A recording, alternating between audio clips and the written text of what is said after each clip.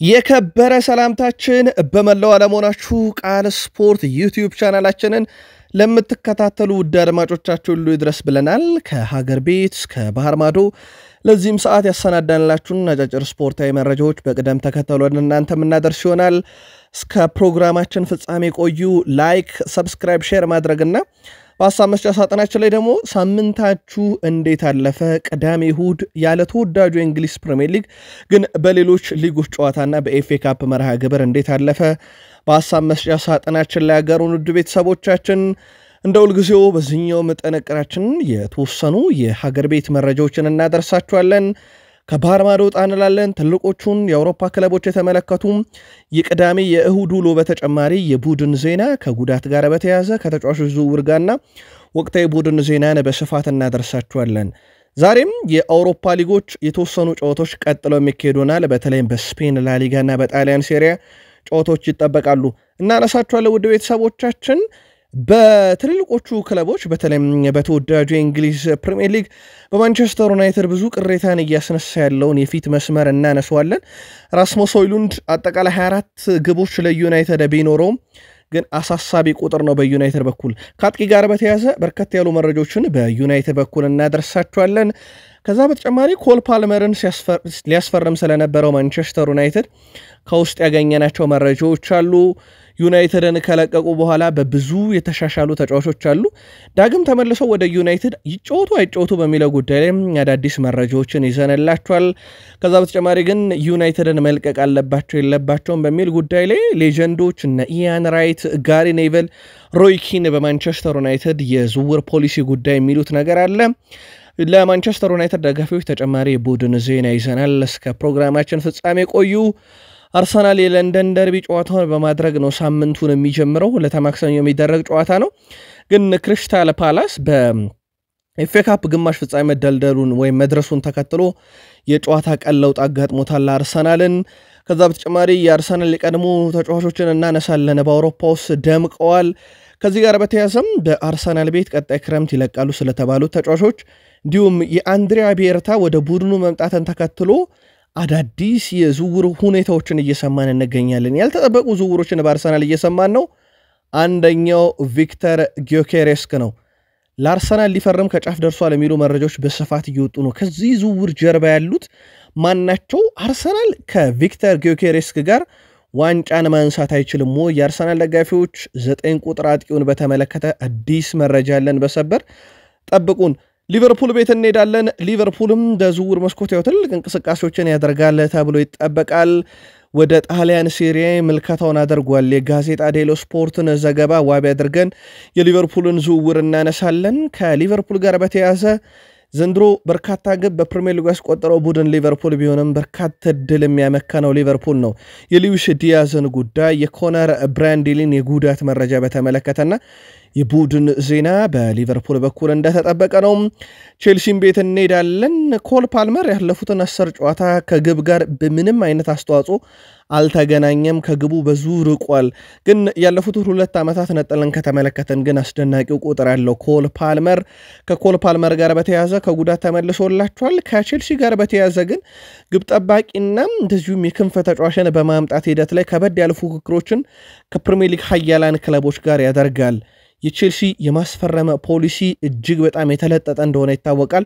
እናነሳዋለን። ትላንትናም ነጥብ ጥለዋል በሴቶቹ ቼልሲዎች። በዚህም ተከትሎ ከአርሰናልና ከማንቸስተር ዩናይትድ ያላቸውን የነጥብ ልዩነት ማስፋት ሳይችሉ ቀርተዋል።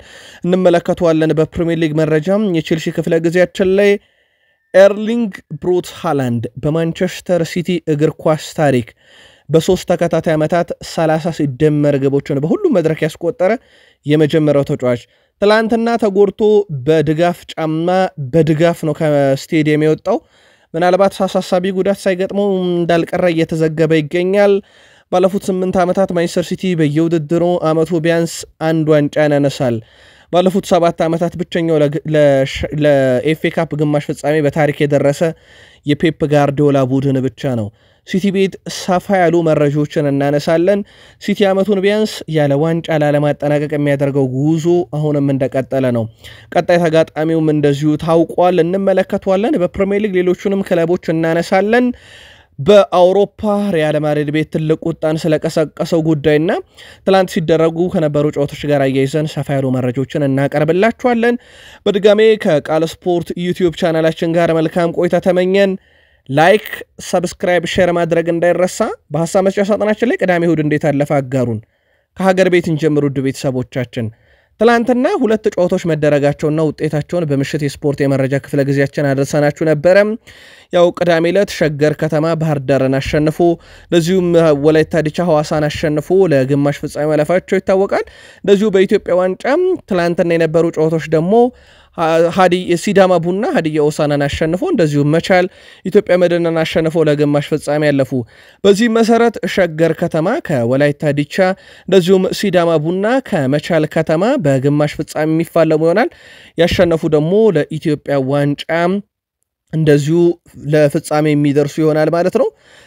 ለእንግዲህ የኢትዮጵያ ዋንጫ ግማሽ ፍጻሜ ላይ ደርሷል ማለት ነው። ቅዳሜና እሁድ አራት ጨዋታዎችን ከተመለከተን በኋላ በአውሮፓም ዛሬ የተወሰኑ ጨዋታዎች ቀጥለው ይካሄዳሉ።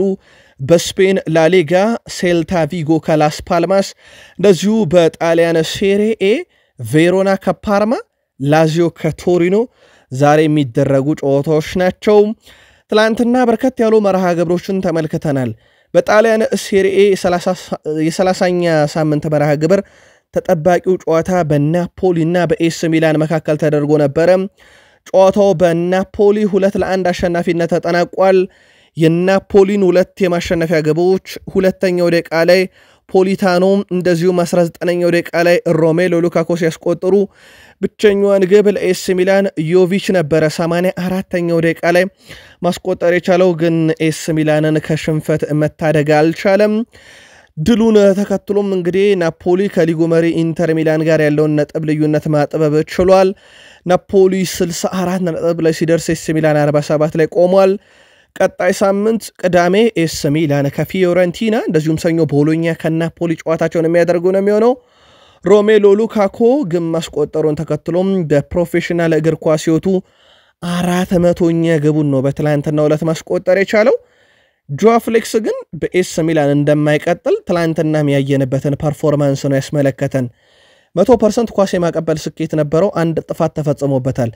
ከዛ ውጪ ግን ጎል፣ አሲስት፣ ኢላማውን የጠበቀ ሚሆን ኢላማውን ያልጠበቀ ሙከራ ዜሮ ነው።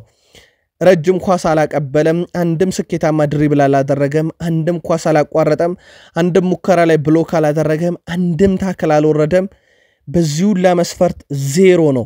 ይህ ተጫዋች ዳግም ወደ ቼልሲ እንደሚመለስ በደንብ ፍንጭ የሰጠበት ነው። በእርግጥ ኤስ ሚላኖች አስቀድመው ከውሳኔ ደርሰዋል ዓመቱ ሲጠናቀቅ እንደሚመልሱት። ትላንትናም ያው የተወሰኑ ቁልፍ ተጫዋቾቻቸው አለመኖሩን ተከትሎ ነበር የጨዋታ እድል እንዲያገኝ ያደረጉት። ግን ያንንም እድል የቼልሲ ንብረት የሆነው ግን በውሰት ላይ ኤስ ሚላን የሚጫወተው ጆዋ ፍሌክስ አልተጠቀመበትም። ሌላኛው በጣሊያን ሴሪ 30ኛ ሳምንት መርሃ ግብር ኢንተር ሚላን መሪው ማለት ነው ከዩዲኔዜ ጋር ያደረጉት ጨዋታ ነበረ። ኢንተር ሚላን ጨዋታውን 2-1 በሆነ ውጤት ድል ማድረግ ችሏል። የኢንተር ሚላንን ግቦች 12ኛው ደቂቃ ላይ አርናቶቪች፣ 29ኛው ደቂቃ ላይ ፍራሲቲ ሲያስቆጥር ለዩዲኔዜ 3 ነበረ ብቸኛዋን ግብ 71ኛው ደቂቃ ላይ ማስቆጠር ችሎ የነበረው። በሊጉ ደረጃ ሰንጠረዥ ኢንተር ሚላን 67 ነጥብ ላይ ሲደርስ ዩዲኔዜ 40 ነጥብ ላይ ለመቆም ተገዷል። ቀጣይ ሳምንት አርብ ዩዲኔዜ ከጄኖዋ እንደዚሁም ቅዳሜ ፓርማ ከኢንተር ሚላን የሚያደርጉት ጨዋታም በጣሊያን ሴሪ ቀጣይ ሳምንት የሚጠበቁ መርሃ ግብሮች ናቸው። ውጤቱ ተከትሎ ኢንተር ሚላን በ67 ነጥብ አንደኛ፣ ናፖሊ በ3 ነጥቦች ዝቅ ብሎ በ64 ነጥብ ሁለተኛ፣ አታላንታን ትላንትና ድል ማድረግ አልቻለም በ58 ነጥብ ሶስተኛ፣ ቦሎኛ በ56 ነጥብ አራተኛ፣ ዩቬንቱስ በ55 ነጥብ አምስተኛ ደረጃ ላይ በሴሪኤው መቀመጥ ችሏል ከ30ኛ ሳምንት በኋላ። ሌላው በጀርመን ቡንደስሊጋ የተመለከትናቸው ጨዋታዎች ነበሩ። ቦሩሲያ ዶርትመንድ ለሁለተኛ ተከታታይ ሳምንት ድል ያደረገበት ማለት ነው።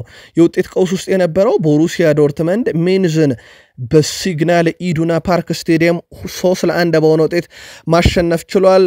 ቤይር 39ኛውና 72ኛው ደቂቃ ላይ ሁለት ግቦችን እንደዚሁም ካን 42ኛው ደቂቃ ላይ ኤምሪካን ማለት ነው ማስቆጠር ችሏል። ኔቢል ነበር 76ኛው ደቂቃ ላይ ለሜንዝ ብቸኛዋን ግብ አስቆጥሮ የነበረው። ሌላኛው ጨዋታ በፍራይቡርግና በዩኒየን በርሊን መካከል የነበረ ጨዋታ ነው። ምንም እንኳን በሆለር ግብ ፍራይቡርግ ጨዋታውን በ29ኛው ደቂቃ መምራት ይጀምርም ከአንድ ደቂቃ በኋላ 30ኛው ደቂቃ ላይ ኬድሪየር በ8ኛው ደቂቃ ኢሊክ ባስቆጠሯቸው ግቦች ዩኒየን በርሊን ከሜዳ ውጭ ሄዶ ፍራይቡርግን 2-1 በሆነ ውጤት ማሸነፍ ቻለ። የቅዳሜና እሁድን ውጤት ተከትሎ ጀርመን ቡንደስሊጋ 27ኛ ሳምንት መርሃ ግብር በኋላ ባየር ሙኒክ በ65 ነጥብ ይመራል። ባየር ሌቨርኩሰን በ59 ይከተላል። አይንትራክ ፍራንክፈርት በ48 ሶስተኛ፣ ሜንዝ በ45 ነጥብ አራተኛ፣ ቦሩሲያ ሞንቹግላድባ በ43 ነጥብ አምስተኛ ደረጃ ላይ እንደዚሁ መቀመጥ ችለዋል። ትላንት በፍራንስ ሊግ ኤም በርከት ያሉ መርሃ ግብሮች ነበሩ። ስታድ ብሪስቶስ ቱሉስን 4-2፣ ስታድ ሬኒስ አንገርስን 3-0፣ አግዠር ሞንትሬፔሌን 1-0፣ ሊሃቨር ናንተስን 3-2 እንደዚሁም ሊል ሌንስን 1-0 ያሸነፉበት ጨዋታ ትላንት የነበሩ የፍራንስ ሊግ ዕለተ እሁድ ከቅዳሜ የቀጠሉ መርሃ ግብሮች ነበሩ። ውጤቶቹን ተከትሎ ፓሪስ ሰን ዠርሜን በ71 ነጥብ ይመራል። ዋንጫውን ግን በዚህ ሳምንት ማረጋገጥ አልቻለም። ቀጣይ ሳምንት 1 ነጥብ ካገኘ ብቻ ያረጋግጠዋል። ሞናኮ በ50 ነጥብ 21 ነጥቦች ዝቅ ብሎ ሁለተኛ ነው። ማርሴይ በ49 ነጥብ ሶስተኛ፣ ኒንስ በ47 ነጥብ አራተኛ፣ እንደዚሁም ሊል በተመሳይ 47 ነጥብ በግብ ክፍያ አንሶ አምስተኛ ደረጃ ላይ ተቀምጧል። የፍራንስ ሊጋ ኦልሞስት አብቅቶለታል ማለት ይቻላል። ውድ ቤተሰቦቻችን ትላንት በስፔን ላሊጋም የተወሰኑ ጨዋታዎች ተደርገው ነበረ። ሪያል ቤትስ በሜዳውና በደጋፊው ፊት ከሴቪያ ጋር ያደረጉትን ጨዋታ ሪያል ቤትሶች ከመመራት ተነስተው 2-1 በሆነ ውጤት ማሸነፍ ችሏል። ቫርጋስ በ17ኛው ደቂቃ ላይ ሴቪያን ቀዳሚ አድርጎ ነበረ። በኋላም ላይ ግን 25ኛው ደቂቃ ላይ ካርዶስ ግብ አስቆጠረም። 48ኛው ደቂቃ ላይ ደግሞ ሄርናንዴዝ ሌላ ግብ አክሎ 2-1 በሆነ ውጤት ድል ማድረግ ችሏል። አሳዛኙ ዜና ግን ኤስኮ በጨዋታው ላይ ቢጫ ካርድ ተመለከተ። ኤስኮ ቢጫ ካርድ መመልከቱን ተከትሎም ቀጣይ ጨዋታ እንደሚያመልጠው ተረጋግጧል። የሪያል ቤት ቀጣይ ተጋጣሚ ደግሞ የላሊጋው መሪ ባርሴሎና ነው። ሪያል ቤት ያለ ቁልፍ ተጫዋቹ ባርሴሎናን ቀጣይ ሳምንት ያስተናግዳል ማለት ነው። ኤስኮ ከጨዋታው መጠናቀቅ በኋላ አንቶኒ ያስፈልገናል፣ ስለዚህ ገንዘብም ማዋተን ቢሆን ከማንቸስተር ዩናይትድ ኤስኮን ማስፈረም ይኖርብናል ብለዋል። አንቶኒን ማስፈረም ይኖርብናል ብለዋል ኤስኮ። ሁለቱ ዘንድሮ ጥምረታቸው እጅግ በጣም አስደናቂ የሚባል ነው። ፊት መስመሩ ላይ ግብ ያስቆጥራሉ፣ አሲስት ያደርጋሉ፣ ቡድናቸው ጨዋታ እንዲያሸንፍም የተቻላቸውን ያደርጋሉ። ገንዘብም ማዋተን ቢሆን እናቆየዋለን እያለ ነው። ሪያል ቤት ሴቪያን 2-1 ባሸነፈበትም ጨዋታ ላይ አንቶኒ 78% ኳስ የማቀበል ስኬት ነበረው። ከ41 ኳሶች 34ቱን በስኬት አቀብሏል። ከ11 የአንድ ለአንድ ግንኙነት 7ቱን አሸንፏል። 7.1 የጨዋታው ሬቲንግ ነው ለአንቶኒ የተሰጠው። ተጫዋቾች ዩናይትድን ከለቀቁ በኋላ ማሸብረቃቸውን እንደዚሁ የቀጠሉበት ምሽት ነበረ። በአንቶኒም በኩል ባርሴሎና አስቀድሞ ጨዋታውን አድርጎ 4-1 በሆነ ውጤት አሸንፏል። ምናልባት ለማስታወስ ያክል ሮቤርት ሌዋንዶስኪ 2 ግቦችን፣ ራፊኒያና ክሪች በራሱ መረብ ላይ ማስቆጠር ችሏል። ለዢሮና ዳንጁማ ነበረ ብቸኛዋን ግብ ማስቆጠር የቻለው። ሮቤርት ሌዋንዶስኪ በውድድር ዘመኑም 25ኛ የላሊጋ ግቡን ያስቆጠረበት ምሽት ነበረ። ባርሴሎና ማሸነፉን ተከትሎም ከሪያል ማድሪድ ጋር ያላቸውን የነጥብ ልዩነት እንደዚሁ ወደ 3 እንዲሰፋ ማድረግ የቻለበት፣ ከአትሌቲኮ ማድሪድ ጋር ያለውን የነጥብ ልዩነት 9 እንዲሆን ያደረገበትና አትሌቲኮ ማድሪድን በተወሰነ መንገድ ቢሆን ከዋንጫ ፉክክር እያራቀ የመጣ ውጤት ነበረ። ቀጣይ ቅዳሜ ባርሴሎና ከሪያል ቤት እንዲሁም ዢሮና ከዲፖርቲቮ አላቬዝ ጨዋታቸውን ያደርጋሉ። ሃንሲ ፊሊክ በባርሴሎና ቤት በስፔን ላሊጋ እግር ኳስ ታሪክ በ45 ጨዋታ 139 ግቦችን ያስቆጠረ የመጀመሪያው የስፔን ቡድን እንዲሆን አድርገውታል። ሃንስ ፊሊክ ዘንድሮ ከማሸነፋቸው በላይ በአንድ ጨዋታ የሚያስቆጥሯቸው ግቦች ይለያል። ለአብነት ያክል በተጋጣሚ ላይ 4 ግቦችን ሲያስቆጥሩ ለ20ኛ ጊዜ ነው። ሃንስ ፊሊክ ዘንድሮ እንዴት ያለ ጠንካራ ቡድን እንደገነቡ ማሳያ ነው። 5 ግቦችን 7 ግቦችን በተደጋጋሚ ያስቆጥራል ቡድናቸውና በ45 ጨዋታ 139 ግብ ላይ የደረሰ የመጀመሪያው የስፔን ላሊጋ ክለብ የሃንስ ፊሊክ ባርሴሎና መሆኑ ተረጋግጧል። የዚህ ቡድን ጠንካራ ብዙ ጎኖች ያሉት ላሚን ያማልና ፔድሪ ሌላኛው ጠንካራ ክፍሎቹ ናቸው። ምናልባት ግን አንድ ቁጥራቸው ትላንትና በብዙ ያስወቅሳቸዋል።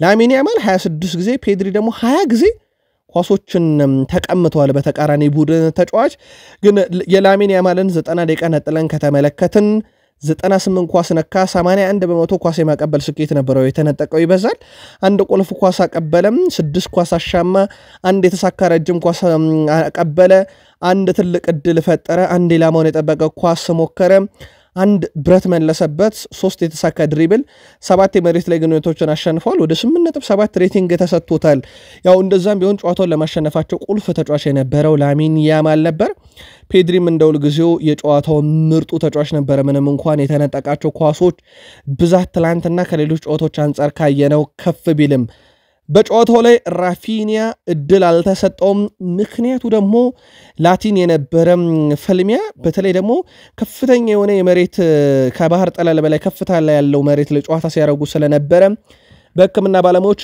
በቂ ረፍት ማድረግ እንደነበረበት ስለተረጋገጠ ከጨዋታ ውጪ ነበረ ቀጣይ ተጫዋቹ በአትሌቲኮ ማድሪድ ጨዋታ ላይ ግን እንደሚገኝ ሃንሲ ፍሊክ አረጋግጧል ስለዚህ ረፍት ላይ በመሆኑ ምክንያት ነው ትላንትና ራፊኒያን ያልተመለከትነው ሃንሲ ፍሊክ ሁሉም ተጫዋቾች ዝግጁ እንዲሆኑ ነገርያቸዋለሁ ይሄም እያንዳንዱን ጨዋታ ልክ እንደ ዋንጫ እስከ ፍጻሜ ድረስ ይህ ዓመት ጨዋታ በቃ እስከነባል ድረስ እያንዳንዱን ጨዋታ እንደ ፍጻሜ እንጫወታለን ብለዋል ቡድናቸው በቀጣይ በአውሮፓ ሻምፒዮንስ ሊግ አለ አሁን መለውን ነው በኮፓ ዴል ሬ አለ የስፔን ሱፐር ካፕን አስቀድሞ አሳክቷል ላሊጋውን በ3 ነጥብ ልዩነት እየመራ ነውና ለሁሉም ዋንጫ ተጫዋቾች እንዲዘጋጁ ነገርያለሁ ብለዋል ሮበርት ሌዋንዶውስኪ በአውሮፓ 5 ታላላቅ ሊጎች 40 ግቦችን ያስቆጠረ በዚህ ዓመት የመጀመሪያው ተጫዋች ሆኗል 36 ዓመቱ ነው እነኚህን ግቦች ለብሔራዊ ቡድንና ለክለብ ባርሴሎና ማስቆጠር የቻለው የመጀመሪያው ተጫዋች ሆኗል ግን 40 ግቦች ላይ ደረሰ ብዙ ሰዎች ስለ እድሜ ይናገራሉ ነገር ግን እኔ ሁሉ ጊዜ እንደምናገረው ጠንክሬ እየሰራው እንደሆነ ነው ለተጨማሪ ጥቂት አመታት በከፍተኛ ደረጃ መጫወት እችላለሁ ያንንም በአካል ብቃቴ ላረጋግጥላቸው ወዳለው ብሏል ለተቾቼ 36 ዓመቱ ነው ግን አሁንም የግማሽ ነው ሆኖ ቀጥሏል ለየት ያለው ክስተት ግን ከጨዋታው መጠናቀቅ በኋላ ለኤሪክ ጋርሺያ 100ኛ ጨዋታ ማድረጉን ተከትሎ ያው ደስታቸውን አክብረዋል ባርሴሎናዎች ከአንሱ ፋቲ ውጪ ሁሉም ተጫዋቾች የኤሪክ ጋርሺያን 100ኛ ጨዋታን በማክበር ላይ ተመልክተናቸዋል አንሱ ፋቲ ልምምድ አድርጎ ያልተሳተፈበት ጨዋታ ነበር የሐሙሱ ጨዋታ እንደዚሁም ዕለታው በነበረው ጨዋታ ከቡድን ስብስብ ውጪ ነበር በባርሴሎና ቤት ቀስ በቀስ ተጫዋቹ ከሜዳ ላይ ብቻ ሳይሆን ከእንደዚህ አይነት ደስታን ከመግለጽ አጋጣሚዎችም ጭምር እየተገለለ ይገኛል ሪያል ማድሪድም በሳምንቱ ድል አድርጓል በአጠቃላይ ባርሴሎና በ66 ነጥብ አንደኛ ሪያል ማድሪድ በ63 ሁለተኛ አትሌቲኮ ማድሪድ ነጥብ ጥሏል ከሪያል ሶሲዳድ ጋር 1-1 ነበር ያጠናቀቀው በ57 ነጥብ ሶስተኛ አትሌቲኮ ክለብ በ53 ነጥብ አራተኛ ቪላሪያል በ47 ነጥብ አምስተኛ ደረጃ ላይ መቀመጥ ችለዋል ሌሎች አጫጭር መረጃዎቻችን ይቀጥሉ ሪያል ማድሪድ ቤት ትልቅ ተቃውሞ ተፈጥሯል ይሄውም አሰልጣኝ ፋቢዮ ካፔሎ ላይ ነው ይህ ተቃውሞ የደረሰባቸው የዓለማችን ታላቁ ክለብ ሪያል ማድሪድ የቀድሞ አሰልጣኝ ፋቢዮ ካፔሎ የኔ ዓለማችን አራት የምንጊዜ ምርጥ ተጫዋቾች ብለው ይፋ ሲያደርጉ ፔሌ ማራዶና ሜሲና ሮናልዶ ናዛሪዮ ዴሌማን አካቷል በዚህ ምክንያት የሪያል ማድሪድ ደጋፊዎች ከፍተኛ ተቃውሞን ያሰሙት ይህም የሆነበት ምክንያት እንደሚታወቀው ፋቢዮ ካፔሎ የቀድሞ የሪያል ማድሪድ አሰልጣኝ ሆነው እንዴት ክርስቲያኖ ሮናልዶን ከሜሲ ያሳንሰው ይጠራሉ በሚል በርካታ ማድሪዳውያን ቁጣቸውን ገልጸዋል በማህበራዊ ትስስር ገጽም ከፍተኛ የሆነ ትችት እያስተናገዱ ይገኛሉ የሪያል ማድሪድ አሰልጣኝ ሆነው ሮናልዶን አለማካተታቸው ነው እንግዲህ ለቁጣው መነሻው ምክንያት ሉካ ሞድሪች ማርሴሎን በመብለጥ በላሊጋው ለሪያል ማድሪድ በርካታ ጨዋታን ያደረገ ሁለተኛው ተጫዋች ሆኗል በዚህ ሳምንትም ጨዋታ አድርጓል ቡድኑም ከመመራት ተነስቶ ድል ባደረገበትና ኬሊያን ምባፔ በህይወት ዘመኑ ለመጀመሪያ ጊዜ ቅጣት ምት ባስቆጠረበት ጨዋታ አሁን ለሪያል ማድሪድ ካሪም ቤንዜማ 439 የላሊጋ ጨዋታ በማድረግ ቀዳሚ ነው ሉካ ሞድሪች ወደ ሁለተኛ ይመጥቷል በ387 ጨዋታ ማርሴሎ ወ386 ጨዋታ ወደ ሶስተኛ ወርዷል ሉካ ሞድሪች ለተጨማሪ 1 ዓመታት በሪያል ማድሪድ እንደሚቆይ በግሉ ማረጋገጡ የቅርብ ጊዜ ተውስታ ነበረ ውድ ቤተሰቦቻችን ቃል ስፖርት የዩቲዩብ ቻናላችን ላይ ትገኛላችሁ። ከሀገር ቤት እስከ ባህር ማዶ የተበራረጡ ስፖርታዊ ጥንቅሮችን እያደረስናችሁ እንገኛለን። ከተወዳጁ የእንግሊዝ ፕሪሚየር ሊግ ወዳገኘናቸው አጫጭር ስፖርታዊ ጥንቅሮቻችን እንሻገር። በድጋሚ መልካም ቆይታ ተመኘን። ትላንት በእንግሊዝ ፕሪሚየር ሊግ ጨዋታን አልተመለከትንም። በዚህ ሳምንት ቅዳሜም እሁድም የነበሩት የኤፍኤ ካፕ የግማሽ ፍጻሜ ተፋላሚዎችን ለማወቅ የነበሩ የሩብ ፍጻሜ ጨዋታዎች ናቸው። ፕሪሚየር ሊጉ ግን ማክሰኞ ጀምሮ መካሄድ ይጀምራል። አስቶን ቪላም ትላንትና ከፕሪስተን ጋር ያደረገውን ጨዋታ 3-0 በማሸነፍ ወደ ግማሽ ፍጻሜ ማለፋቸውን አረጋግጧል። 2 በማርከስ ራሽፎርድ የተቆጠሩና 1 የራምሴ ግብ አስቶን ቪላን ባለ ክብር ለማድረግ በቂ ነበሩ። እንግሊዛዊ ተጫዋች ማርከስ ራሽፎርድ የአስቶን ቪላ የመጀመሪያ ግቡንም አስቆጥሯል። አስቶን ቪላ ማሸነፉን ተከትሎም በኤፍኤ ካፕ የግማሽ ፍጻሜ ጨዋታ ከክሪስታል ፓላስ ጋር የሚፋለምም ይሆናል። ሌላኛው የአምናው የፕሪሚየር ሊጉ ሻምፒዮን ማንቸስተር ሲቲ ወደ ቪታሊቲ አቅንቶ ከበርንማውዝ ጋር ጨዋታ ያደረገበት ነበረ። በበርንማውዝ ይመራ ነበረ 1-0 በተለይም ኤቨንልሰን ባስቆጠራት ግብ። በኋላም ላይ ግን ከረፍት መልስ ኤርሊንግ ብሮት ሃላንድ እና ኡመር መርሙሽ ባስቆጠሯቸው ግቦች በርንማውዝን 2-1 በማሸነፍ ወደ ግማሽ ፍጻሜ ማለፋቸውን አረጋገጡ። ማንቸስተር ሲቲ ማሸነፉን ተከትሎ የኤፍኤ ካፕ ግማሽ ፍጻሜ ማለፉን ሲያረጋግጥ ማንቸስተር ሲቲ በግማሽ ፍጻሜ ደግሞ ከኖቲንግሃም ፎረስት ጋር ይፋለማል። አሰልጣኝ ጆሴፍ ፔፕ ጋርዲዮላ ማስጠንቀቂያ ካርድ ተመልክተዋል። በዚህም የሊጉን ጨዋታ አይመሩትም። በዚህ ሳምንት የሚደረገውን የማንቸስተር ሲቲ ዋና አሰልጣኝ ጆሴፍ ፔፕ ጋርዲዮላ ቡድናቸው ለ7ኛ ተከታታይ ዓመት ለኤፍኤ ካፕ ግማሽ ፍጻሜ መድረሱን እንዳስደሰታቸው ገልጸዋል። እኛ የኤፍኤ ካፕ ዋንጫን እንወዳለን ያሉት አሰልጣኝ ፔፕ ጋርዲዮላ ለፍጻሜ መድረስ እንደምንችልም ተስፋ አደርጋለሁ ብለዋል። አክሎም ለ7 ተከታታይ ዓመት ዌምብሌ በመሄዳቸውም ደስተኛ ነኝ፣ ይህም እኮ እንደ ትልቅ ስኬት ሊቆጠር ይገባል ብለዋል።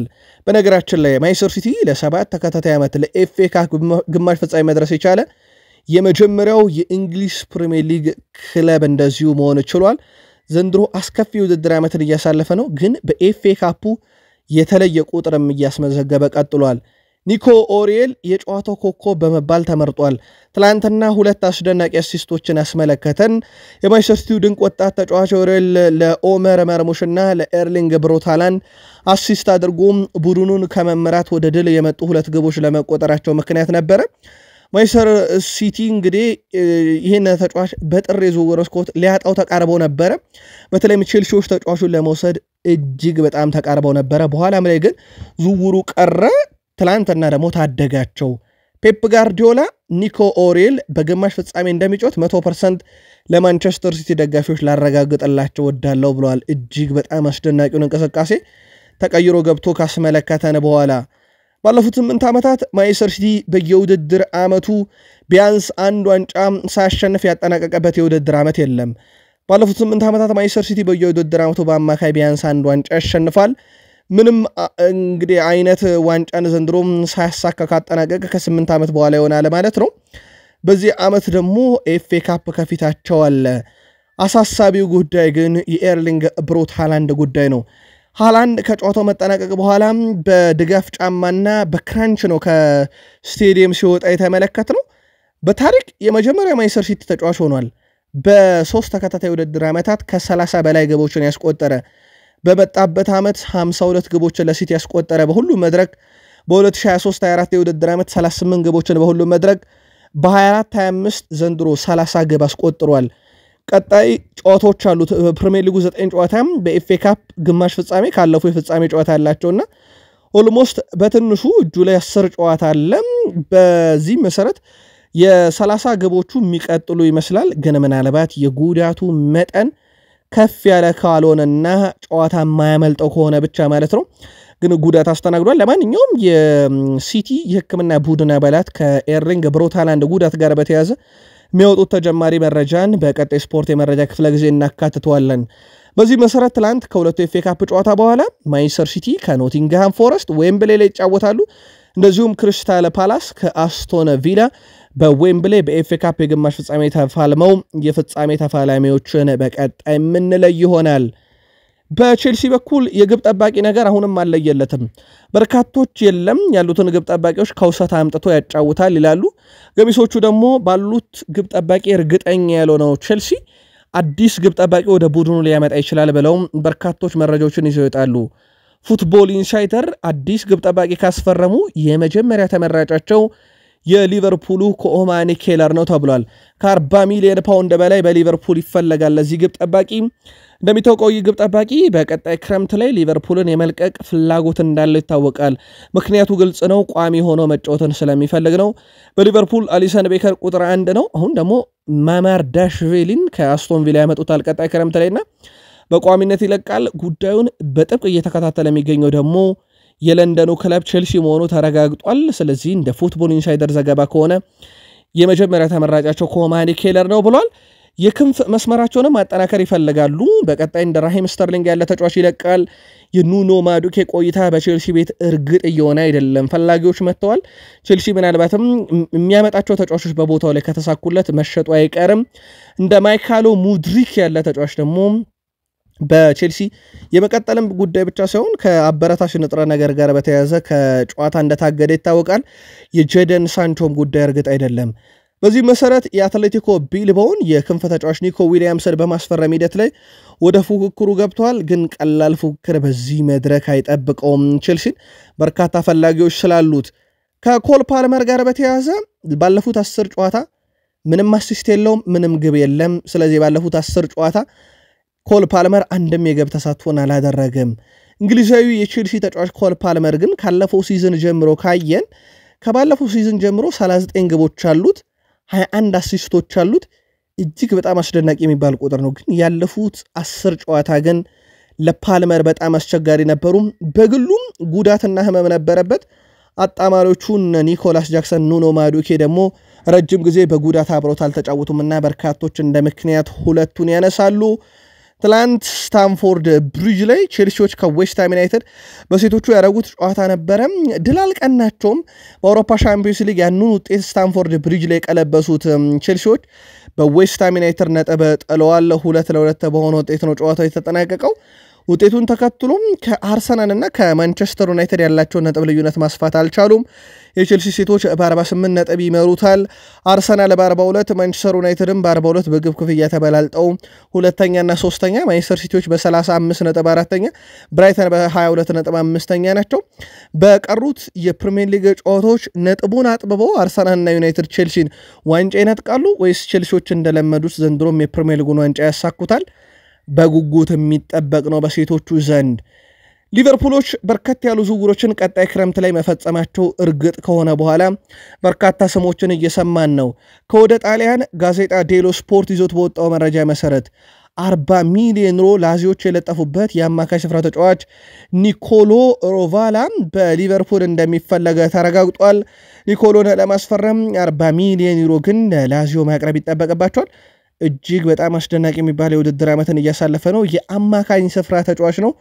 በቀጣይ ሊቨርፑል ቡድኑን እንደ አዲስ ሲያጠናክር ኢላማው መሆኑ ተረጋግጧል። በጋዜጣ ዴሎ ስፖርት በኩል ዘንድሮ በፕሪሚየር ሊጉ እንደ ሊቨርፑል ግብ ያስቆጠረ ቡድን አናገኝም። 69 የፕሪሚየር ሊግ ግቦች ያሉት ቀዳሚው ቡድን ነው በፕሪሚየር ሊጉ። ግን ደግሞ በተቃራኒው 68 ትልልቅ የግብ ዕድሎችን አምክነዋል ወይም ስተዋል። እነኚህ ቢቆጠሩ ደግሞ የግብ መጠኑ ከዚህም ከፍ ያለ ሊሆን ይችላል።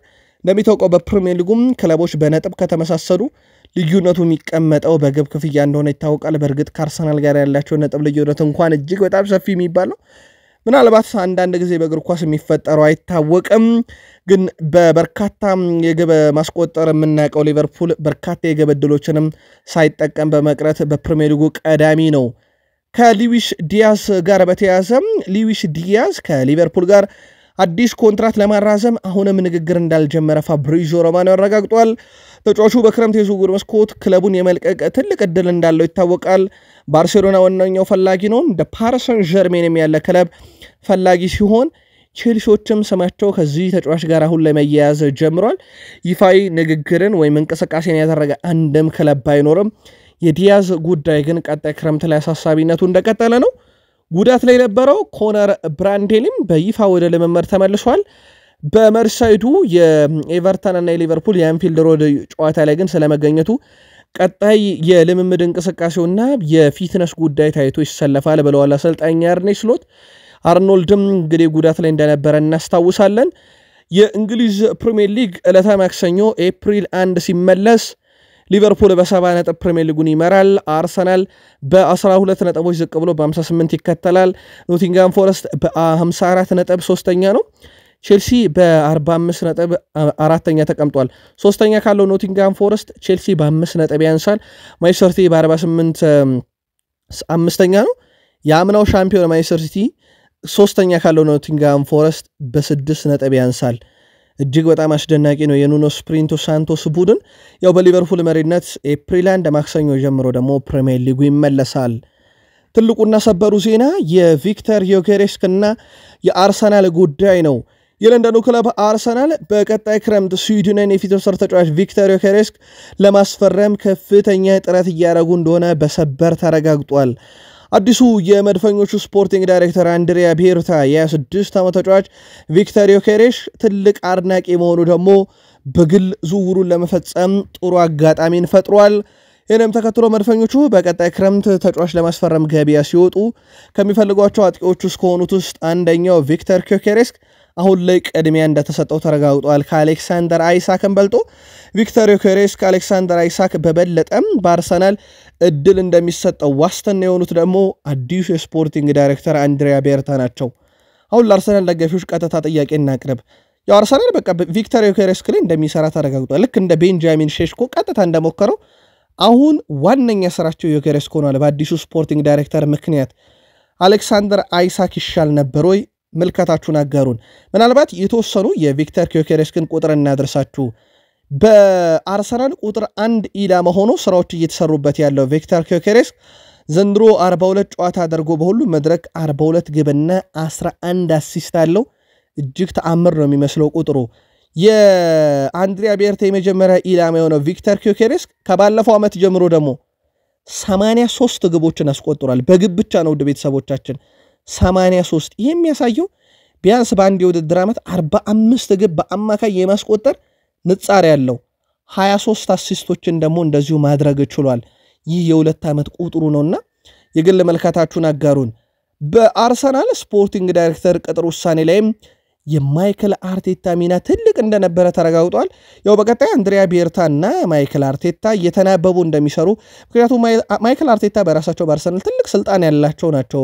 በውሳኔ ደረጃ ከአሰልጣኝነት በተጨማሪ ዝውውሩ ላይ ትልቅ ስልጣን ያላቸው ናቸውና ያ ስልጣናቸው አሁንም አይገፋባቸውም። ከአንድሪያ ቤርታ ጎን ለጎን ነው ዝውውሮችን ይሰራሉ።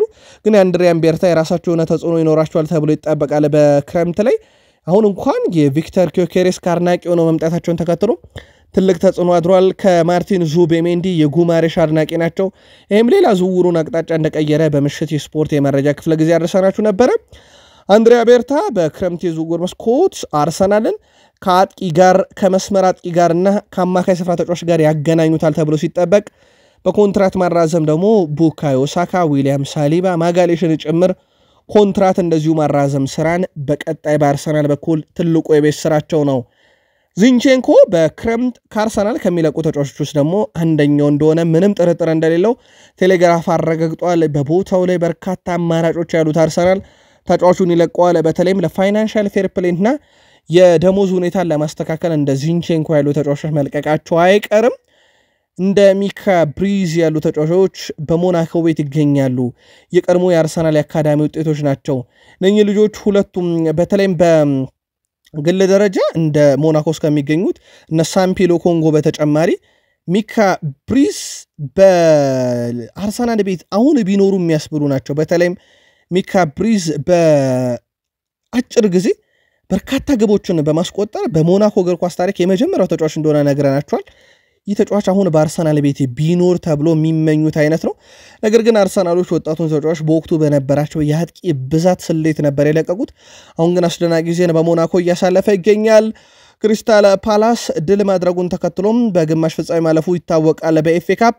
ይህም ማለት አርሰናል በኤምሬትስ በእንግሊዝ ፕሪሚየር ሊግ ከክሪስታል ፓላስ ጋር ሊያደርጉት የነበረው ጨዋታ በተሻሻለው አዲሱ ሰዓትና እንደዚሁም ቀን መሰረት ቅዳሜ ኤፕሪል 26 ሊካሄድ ቀጠሮ ተይዞለታል ማለት ነው ጨዋታው። ስለዚህ ይህ ጨዋታ በተወሰነ መንገድ የሰዓትና የቀን ማሻሻያ እንደተደረገለት ኤፍኤው አስታውቋል። ከፓላስ ድል በኋላ አርሰናል ግን በዚህ ሳምንት ጨዋታውን የሚያደርገው ኤምሬትስ ስቴዲየም ላይ ከፉልሃም ጋር ነው።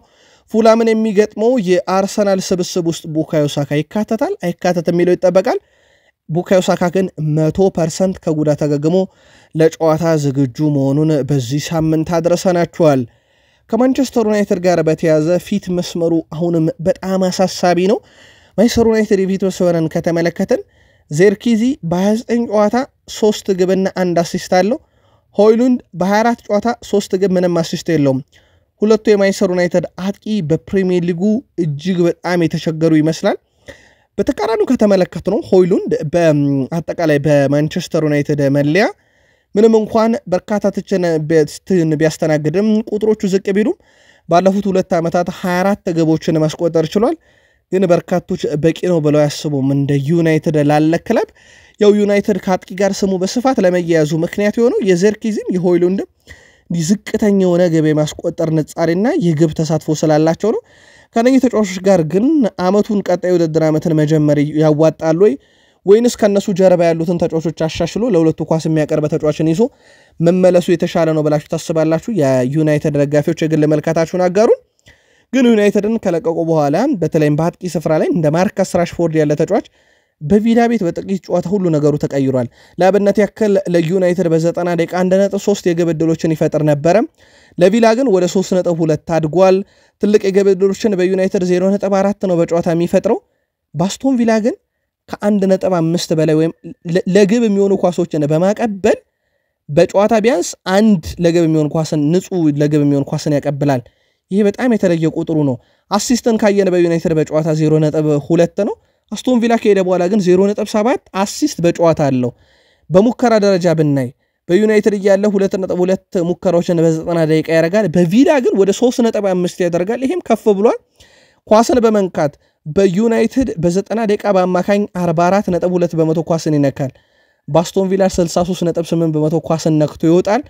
በተቃራኒ ፍጹም ቅጣት ምት ሳጥን ውስጥ በአማካይ በጨዋታ በዩናይትድ 3.4 ነው ኳስ የሚነካው። በአስቶን ቪላ ወደ 7.5 አድጓል። በሁሉም ቁጥር ራሽፈርድ በአስቶን ቪላ ቤት ተሻሽሏል። እንደዚህ አይነት ተጫዋቾች ታዲያ ዩናይትድ ቤት እሱ የለቀቀው በሩበን አሞሪም ምክንያት ነው።